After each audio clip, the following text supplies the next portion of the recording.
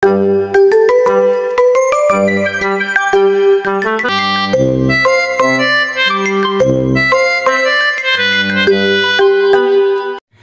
mga kaswerte, welcome back ulit sa aking channel. Panibagong araw, panibagong video na naman ang aking ibabahagi sa inyo. Pero bago ang lahat, kung hindi ka pa nakapag-subscribe sa aking channel, mag-subscribe ka na at pindutin mo na rin ang bell button para sa tuwing mag-upload ako ng bagong video, ma-notify kayo. Alam nyo ba mga kaswerte, ang taglay ng tagupaypay? Ginagamit ito ng marami para pampaswerte nila sa negosyo.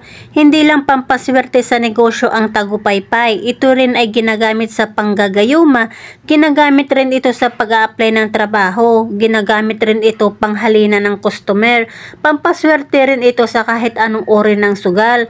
Pero dapat alam mo kung paano ito gamitin. Okay mga kaswerte, narito ang dapat nyong gawin para mabuhay ang kapangyarihang taglay ng tagupaypay. Maaari mong ilagay ang kahoy na tagupaypay sa maliit na bote na may langis. Bago ka tataya sa sugal, magpahid ka muna sa palad mo. Maaari mo rin itong ilagay sa lagayan ng pera para maka-attract ito ng maraming customer. Pwede mo rin itong talian ng pulang ribbon at isabit sa front door nyo para akitin ang swerteng papasok sa loob ng tahanan nyo.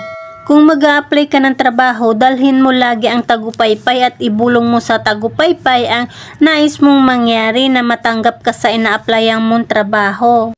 Kung gagamitin mo naman ito sa panggagayuma, ilagay mo sa maliit na bote at haluan mo ng pabango o cologne. I-spray mo ito bago ka lumapit sa taong gagayumahin mo para maging kaakit-akit ka sa kanyang paningin. Pwede mo rin itong ilagay sa wallet mo kung pakiramdam nyo palaging said na said ang wallet mo para akitin ang swerte sa iyong wallet, ibalot mo ito sa bulak para maka-attract ng swerte at hindi mawawalan ng pera ang wallet nyo. Palagi itong may laman. Ang tagupaypay po mga kaswerte, mabisang pampaswerte. Magagamit nyo ito sa lahat pero gumagana lang ito kung naniniwala kayo sa kakayahan ng tagupaypay. Okay mga kaswerte, naway may natutunan kayo sa bidyong ito at naway nakatulong ako sa inyo. Disclaimer lang, samahan pa rin natin ito ng sipag at tiyaga. Higit sa lahat, huwag tayong makalimot humingi ng tawad at magpasalamat mula sa ating Ama sa Langit. Kung nagustuhan nyo ang usaping pampaswerte, huwag nyong kalimutan mag-subscribe, like, share at comment lang sa mga katanungan. Maraming salamat. God bless po.